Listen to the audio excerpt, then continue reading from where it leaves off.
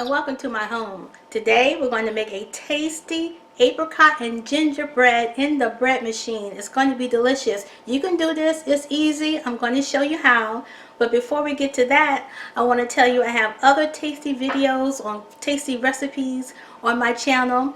I do product reviews and I have container gardening tips to show you how to grow fresh vegetables in containers, whether you have 1 container or 50 containers. But right now, let's go make that bread. The first thing I did is I took some dried ginger.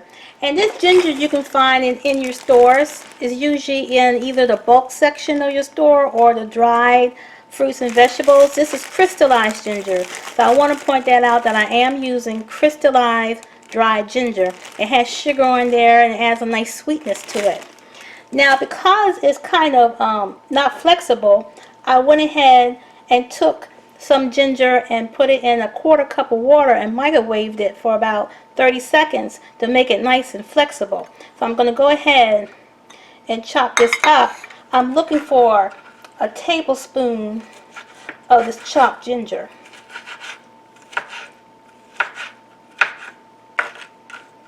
So you're just going to chop it like that.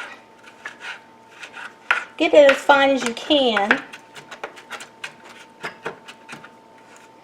If you get a little less chopped or a little more chopped than a tablespoon, that'll be fine. You're going to realize that this ginger has a good strong flavor to it. And it'd be nice to see the little bits and pieces of ginger running through your bread as well.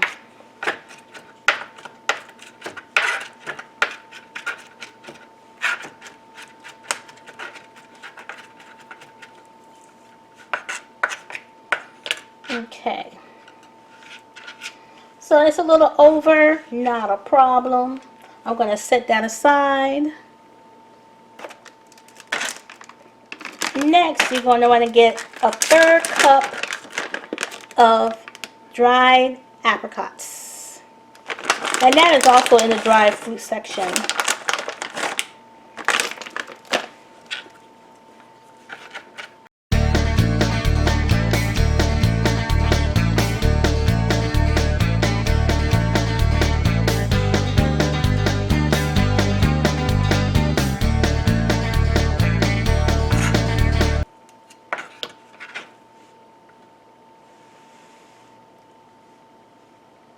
And there you have it, chopped up, a 1/3 of a cup.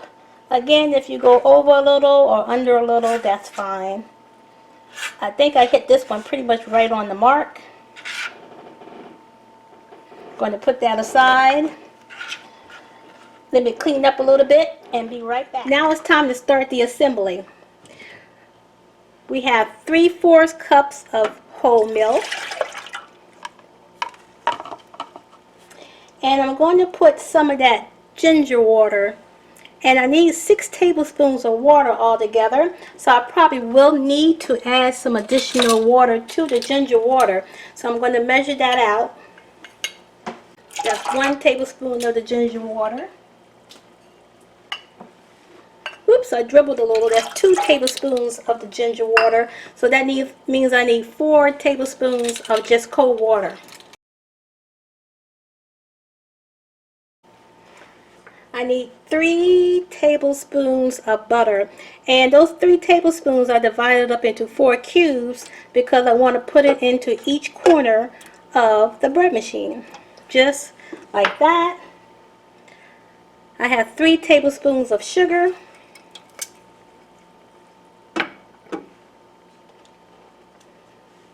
I have 2 cups of bread flour,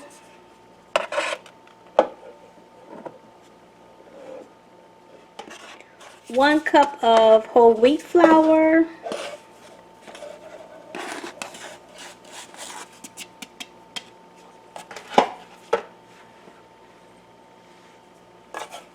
I'm going to put the salt in there, put the ginger in there,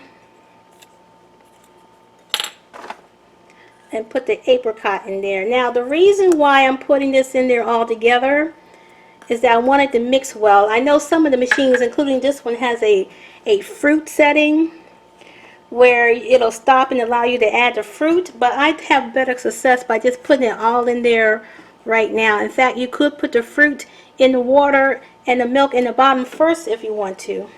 And now I have a tablespoon of instant yeast.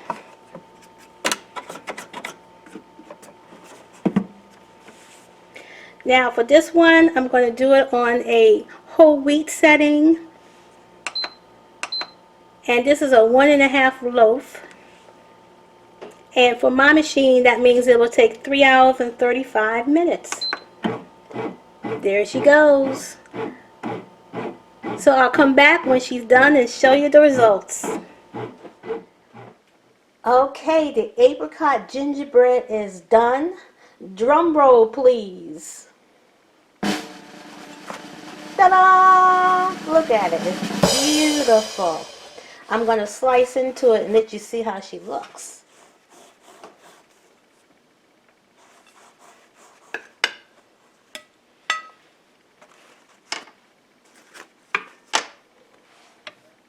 Beautiful.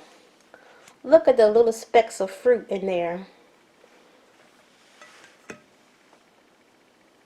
Nice, moist, ready to be toasted or buttered or cream cheese, whatever you want to put on there. You can even make a nice French toast out of this. Well, that's it for now. Bye-bye.